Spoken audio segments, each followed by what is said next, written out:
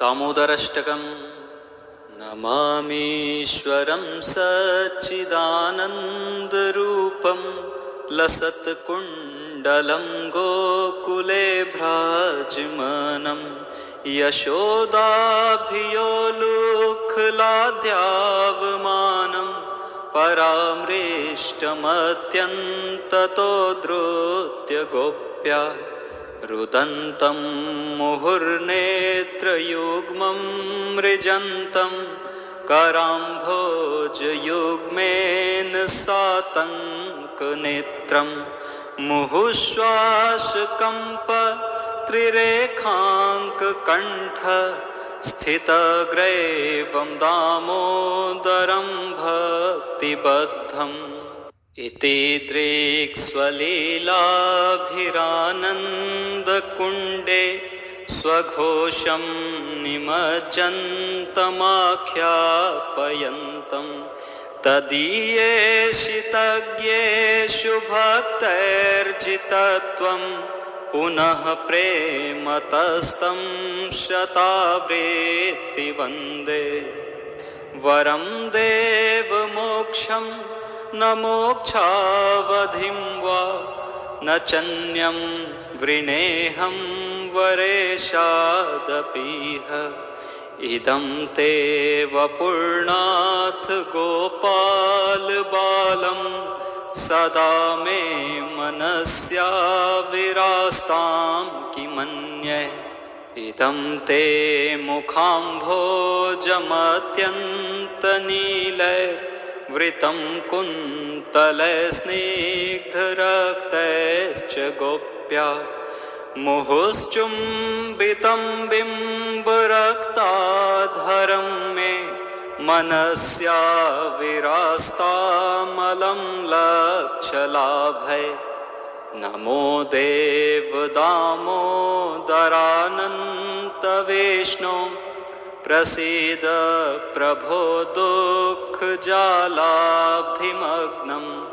कृपादृष्टिवृष्ट्यातिदीनं बतानुगृहानेश मामज्ञमेध्यक्षिदृश्यः कुबेरात्मजो बध्यमूर्त्यैव यद्वत् त्वया मोचितो भक्तिभाजो कृतौ च तथा प्रेम भक्तिं स्वकामे प्रयच्छ न मोक्षे ग्रहो मेऽस्ति दामोदरेह। नमस्तेऽस्तु दाम्ने स्फुरद्दीप्तिधाम्ने त्वदीयोदरायाथ विश्वस्य धाम्ने। नमो राधिकाय त्वदीयप्रियाय नमोऽनन्तलीलाय देवाय तुभ्यम्। नमामीश्वरं सच्चिदानन्दरूपं लसत्कुण्डलं गोकुले भ्राजमानं यशोदाभियोलुखलाद्यावमानं परामृष्टमत्यन्ततो द्रोत्य गोप्या रुदन्तं मुहुर्नेत्रयुग्मं मृजन्तं कराम्भोजयुग्मेन सातङ्कनेत्रं मुहुश्वासकम्प त्रिरेखाङ्ककण्ठ स्थितग्रैवं दामोदरं भक्तिबद्धम् इति दृक्स्वलीलाभिरानन्दकुण्डे स्वघोषं निमज्जन्तमाख्यापयन्तं तदीयेषितज्ञेषु भक्तैर्जितत्वं पुनः प्रेमतस्तं शतावृत्ति वन्दे। वरं देवमोक्षं न मोक्षावधिं वा न चन्यं वृणेऽहं वरेशादपीह इदं ते वपुर्नाथ गोपाल बालं सदा मे मनस्या विरास्तां किमन्ये। इदं ते मुखाम्भोजमत्यन्तनीलैर्वृतं कुन्तलैस्निग्धरक्तैश्च गोप्या मुहुश्चुम्बितं बिम्बरक्ताधरं मे मनस्या विरास्तामलं लक्षलाभै। नमो देवदामोदरानन्तविष्णो प्रसीद प्रभो दुःखजालाब्धिमग्नं कृपादृष्टिवृष्ट्यातिदीनं बतानुगृहाणेश मामज्ञमेध्यक्षिदृश्यः। कुबेरात्मजो बध्यमूर्त्यैव यद्वत् त्वया मोचितो भक्तिभाजो कृतौ च तथा प्रेम भक्तिं स्वकां मे प्रयच्छ। न मोक्षे ग्रहो मे स्थिदामोदरेह। नमस्तेऽस्तु दाम्ने स्फुरद्दीप्तिधाम्ने त्वदीयोदरायाथ विश्वस्य धाम्ने। नमो राधिकाय त्वदीयप्रियाय नमोऽनन्तलीलाय देवाय तुभ्यम्। मामीश्वरं सच्चिदानन्दरूपं लसत्कुण्डलं गोकुले भ्राजमानं यशोदाभियोलुखलाद्यावमानं परामृष्टमत्यन्ततो धृत्य गोप्या रुदन्तं मुहुर्नेत्रयुग्मं मृजन्तं कराम्भोजयुग्मेन सातङ्कनेत्रं मुहुश्वासकम्प त्रिरेखाङ्ककण्ठ स्थितग्रैवं दामोदरं भक्तिबद्धम्। इति दृक्स्वलीलाभिरानन्दकुण्डे स्वघोषं निमज्जन्तमाख्यापयन्तं तदीयेषितज्ञेषु भक्तैर्जितत्वं पुनः प्रेमतस्तं शतावृत्ति वन्दे। वरं देवमोक्षं न मोक्षावधिं वा न चन्यं वृणेऽहं वरेशादपीह। इदं ते वपुर्नाथ गोपाल बालं सदा मे मनस्या विरास्तां किमन्ये। इदं ते मुखाम्भोजमत्यन्तनीलैर्वृतं कुन्तलैस्निग्धरक्तैश्च गोप्या मुहुश्चुम्बितं बिम्बरक्ताधरं मे मनस्या विरास्तामलं लक्षलाभै। नमो देवदामोदरानन्तविष्णो प्रसीद प्रभो दुःखजालाब्धिमग्नं कृपादृष्टिवृष्ट्यातिदीनं बतानुगृहाणेश मामज्ञमेध्यक्षिदृश्यः।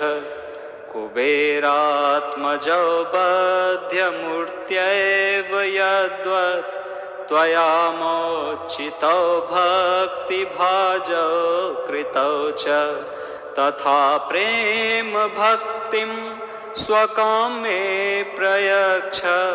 न मोक्षे ग्रहो मे स्थिदामोदरेह।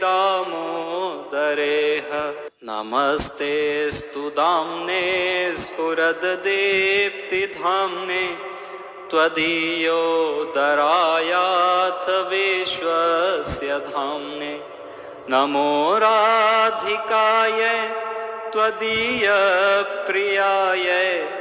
नमोऽनन्तलीलाय देवाय तुभ्यम्। मामीश्वरं सच्चिदानन्दरूपं लसत्कुण्डलं गोकुले भ्राजमानं यशोदाभियोलुखलाद्यावमानं परामृष्टमत्यन्ततो धृत्य गोप्या रुदन्तं मुहुर्नेत्रयुग्मं मृजन्तं कराम्भोजयुग्मेन सातङ्कनेत्रं मुहुश्वासकम्प त्रिरेखाङ्ककण्ठ स्थितग्रैवं दामोदरं भक्तिबद्धम् इति दृक्स्वलीलाभिरानन्दकुण्डे स्वघोषं निमज्जन्तमाख्यापयन्तं तदीयेषितज्ञेषु भक्तैर्जितत्वं पुनः प्रेमतस्तं शतावृत्ति वन्दे। वरं देवमोक्षं न मोक्षावधिं वा न चन्यं वृणेऽहं वरेशादपीह इदं ते वपुर्नाथ गोपालबालं सदा मे मनस्या विरास्तां किमन्ये इदं ते मुखाम्भोजमत्यन्तनीलैर्वृतं कुन्तलस्निग्धरक्तैश्च गोप्या मुहुश्चुम्बितं बिम्बरक्ताधरं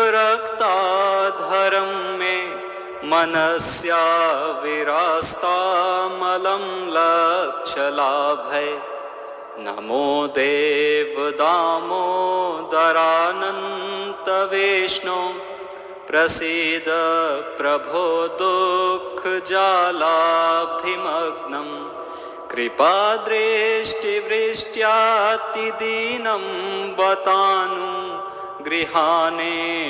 मामज्ञमेध्यक्षिदृश्यः कुबेरात्मजो बध्यमूर्त्यैव यद्वत् त्वया मोचितो भक्तिभाजो कृतौ च तथा प्रेम भक्तिं स्वकामे प्रयच्छ न मोक्षे ग्रहो मेऽस्ति दामोदरेह। नमस्तेऽस्तु दाम्ने स्फुरद्दीप्तिधाम्ने त्वदीयोदरायाथ विश्वस्य धाम्ने नमो राधिकाय त्वदीयप्रियाय नमोऽनन्तलीलाय देवाय तुभ्यम्। मामीश्वरं सच्चिदानन्दरूपं लसत्कुण्डलं गोकुले भ्राजमानं यशोदाभियोलुखलाद्यावमानं परामृष्टमत्यन्ततो धृत्य गोप्या रुदन्तं मुहुर्नेत्रयुग्मं मृजन्तं कराम्भोजयुग्मेन सातङ्कनेत्रं मुहुश्वासकम्प त्रिरेखाङ्ककण्ठ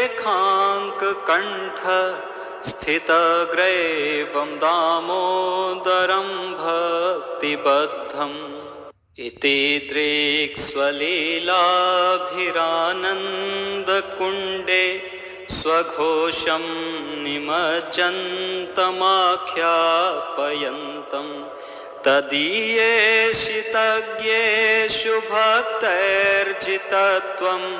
पुनः प्रेमतस्तं शतावृत्ति वन्दे वरं देवमोक्षं न मोक्षावधिं वा न चन्यं वृणेऽहं वरेशादपीह इदं ते वपुर्नाथ गोपाल बालं सदा मे मनस्या विरास्तां किमन्ये इदं ते मुखाम्भोजमत्यन्तनीलैर्वृतं कुन्तलैस्निग्धरक्तैश्च गोप्या मुहुश्चुम्बितं बिम्बरक्ताधरं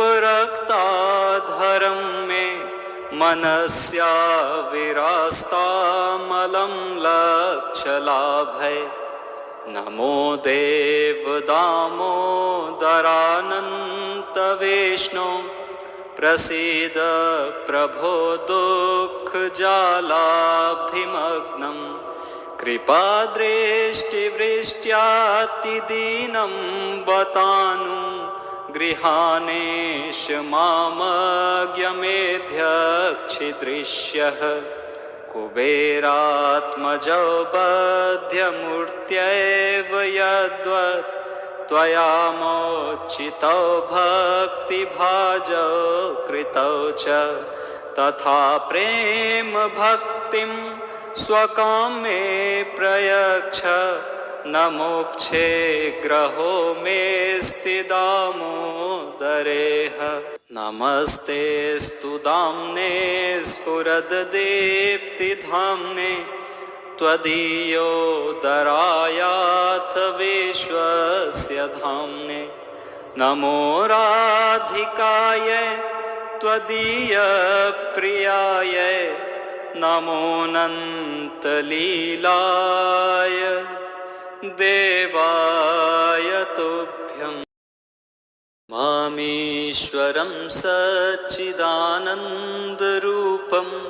लसत्कुण्डलं गोकुले भ्राजमानं यशोदाभियोलुखलाद्यावमानं परामृष्टमत्यन्ततो धृत्य गोप्या रुदन्तं मुहुर्नेत्रयुग्मं मृजन्तं कराम्भोजयुग्मेन सातङ्कनेत्रं मुहुश्वासकम्प त्रिरेखाङ्ककण्ठ स्थितग्रैवं दामोदरं भक्तिबद्धम् इति दृक्स्वलीलाभिरानन्दकुण्डे स्वघोषं निमज्जन्तमाख्यापयन्तं तदीयेषितज्ञेषु भक्तैर्जितत्वं पुनः प्रेमतस्तं शतावृत्ति वन्दे वरं देवमोक्षं न मोक्षावधिं वा न चन्यं वृणेऽहं वरेशादपीह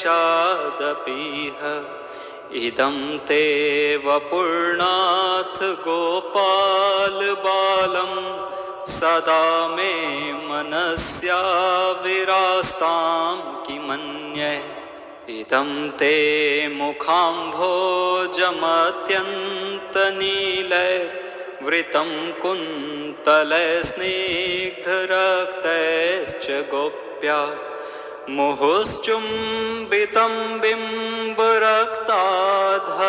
मे मनस्या विरास्तामलं लक्षलाभै नमो देवदामोदरानन्तविष्णो प्रसीद प्रभो दुःखजालाब्धिमग्नं कृपादृष्टिवृष्ट्यातिदीनं बतानु गृहाणेश मामज्ञमेध्यक्षिदृश्यः कुबेरात्मजो बध्यमूर्त्यैव यद्वत् त्वया मोचितो भक्तिभाजो कृतौ च तथा प्रेम भक्तिं स्वकां मे प्रयच्छ न मोक्षे ग्रहो मेऽस्ति दामोदरेह। नमस्ते स्तुदाम्ने स्फुरद्दीप्तिधाम्ने त्वदीयोदरायाथ विश्वस्य धाम्ने। नमो राधिकाय त्वदीयप्रियाय नमोऽनन्तलीलाय देवाय तुभ्यम्। मामीश्वरं सच्चिदानन्दरूपं लसत्कुण्डलं गोकुले भ्राजमानं यशोदाभियोलुखलाद्यावमानं परामृष्टमत्यन्ततो धृत्य गोप्या रुदन्तं मुहुर्नेत्रयुग्मं मृजन्तं कराम्भोजयुग्मेन सातङ्कनेत्रं मुहुश्वासकम्प त्रिरेखाङ्ककण्ठ स्थितग्रैवं दामोदरं भक्तिबद्धम्। इति दृक्स्वलीलाभिरानन्दकुण्डे स्वघोषं निमज्जन्तमाख्यापयन्तं तदीयेषितज्ञेषु भक्तैर्जितत्वं पुनः प्रेमतस्तं शतावृत्ति वन्दे। वरं देवमोक्षं न मोक्षावधिं वा न चन्यं वृणेऽहं वरेशादपीह। इदं ते वपुर्नाथ गोपाल बालं सदा मे मनस्या विरास्तां किमन्ये। इदं ते मुखाम्भोजमत्यन्तनीलैर्वृतं कुन्तलैस्निग्धरक्तैश्च गोप्या मुहुश्चुम्बितं बिम्बरक्ताधरं मे मनस्या विरास्तामलं लक्षलाभै। नमो देवदामोदरानन्तविष्णो प्रसीद प्रभो दुःखजालाब्धिमग्नं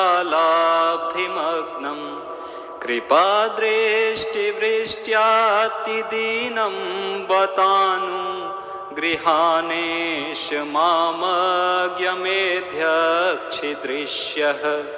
कुबेरात्मजो बध्यमूर्त्यैव यद्वत् त्वया मोचितो भक्तिभाजो कृतौ च तथा प्रेम भक्तिं स्वकां मे प्रयच्छ न मोक्षे ग्रहो मेऽस्ति दामोदरेह। नमस्ते स्तुदाम्ने स्फुरद्दीप्तिधाम्ने त्वदीयोदरायाथ विश्वस्य धाम्ने। नमो राधिकाय त्वदीयप्रियाय नमोऽनन्तलीलाय देवाय तुभ्यम्। मामीश्वरं सच्चिदानन्दरूपं लसत्कुण्डलं गोकुले भ्राजमानं यशोदाभियोलुखलाद्यावमानं परामृष्टमत्यन्ततो धृत्य गोप्या रुदन्तं मुहुर्नेत्रयुग्मं मृजन्तं कराम्भोजयुग्मेन सातङ्कनेत्रं मुहुश्वासकम्प त्रिरेखाङ्ककण्ठ स्थितग्रैवं दामोदरं भक्तिबद्धम् इति दृक्स्वलीलाभिरानन्दकुण्डे स्वघोषं निमज्जन्तमाख्यापयन्तम् तदीयेषितज्ञेषु भक्तैर्जितत्वं पुनः प्रेमतस्तं शतावृत्ति वन्दे वरं देवमोक्षं न मोक्षावधिं वा न चन्यं वृणेऽहं वरेशादपीह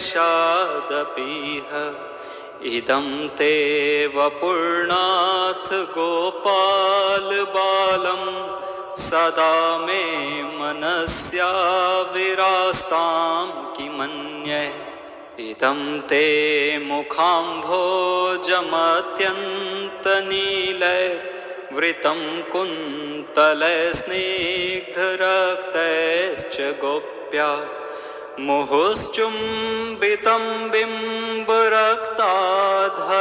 मे मनस्या विरास्तामलं लक्षलाभै नमो देवदामोदरानन्तविष्णो प्रसीद प्रभो दुःखजालाब्धिमग्नं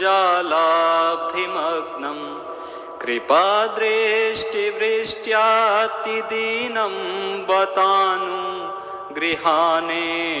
मामज्ञमेध्यक्षिदृश्यः कुबेरात्मजो बध्यमूर्त्यैव यद्वत् त्वया मोचितो भक्तिभाजो कृतौ च तथा प्रेम भक्तिं स्वकामे प्रयच्छ न मोक्षे ग्रहो मेऽस्ति दामोदरेह नमस्तेऽस्तु दाम्ने स्फुरद्दीप्तिधाम्ने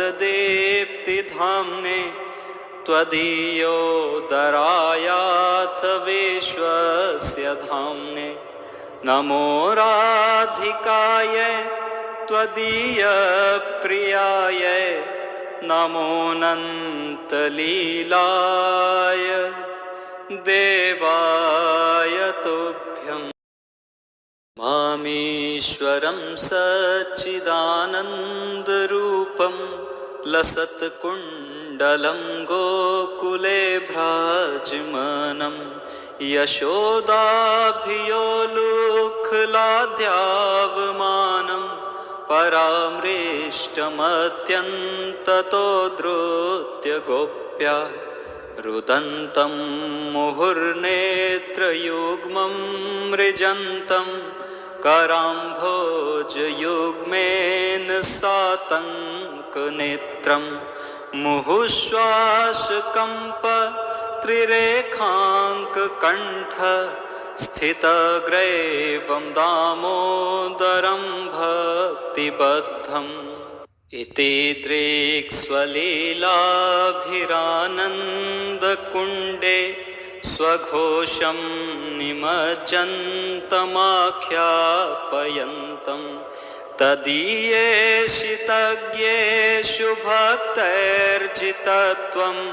पुनः प्रेमतस्तं शतावृत्ति वन्दे वरं देवमोक्षं न मोक्षावधिं वा न चन्यं वृणेऽहं वरेशादपीह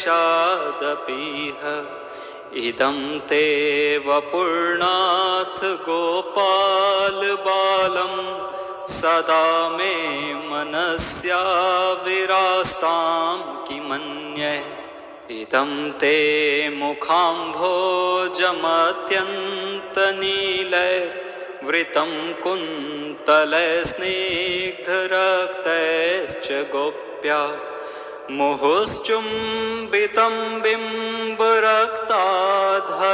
मे मनस्या विरास्तामलं लक्षलाभै नमो देवदामोदरानन्तविष्णो प्रसीद प्रभो दुःखजालाब्धिमग्नं कृपादृष्टिवृष्ट्यातिदीनं बतानु गृहाणेश मामज्ञमेध्यक्षिदृश्यः कुबेरात्मजो बध्यमूर्त्यैव यद्वत् त्वया मोचितो भक्तिभाजो कृतौ च तथा प्रेम भक्तिं स्वकामे प्रयच्छ न मोक्षे ग्रहो मेऽस्ति दामोदरेह नमस्ते स्तुदाम्ने स्फुरद्दीप्तिधाम्ने त्वदीयोदरायाथ विश्वस्य धाम्ने नमो राधिकाय त्वदीयप्रियाय नमोऽनन्तलीलाय देवाय तुभ्यम् मामीश्वरं सच्चिदानन्दरूपं लसत्कुण्डलं गोकुले भ्राजमानं यशोदाभियोलुखलाद्यावमानं परामृष्टमत्यन्ततो धृत्य गोप्या रुदन्तं मुहुर्नेत्रयुग्मं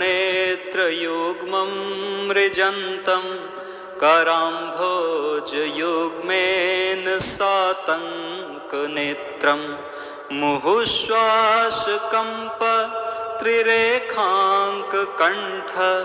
स्थितग्रैवं दामोदरं भक्तिबद्धम् इति दृक्स्वलीलाभिरानन्दकुण्डे स्वघोषं निमज्जन्तमाख्यापयन्तं तदीयेषितज्ञेषु भक्तैर्जितत्वं पुनः प्रेमतस्तं शतावृत्ति वन्दे वरं देवमोक्षं न मोक्षावधिं वा न चन्यं वृणेऽहं वरेशादपीह इदं ते वपुर्नाथ गोपालबालं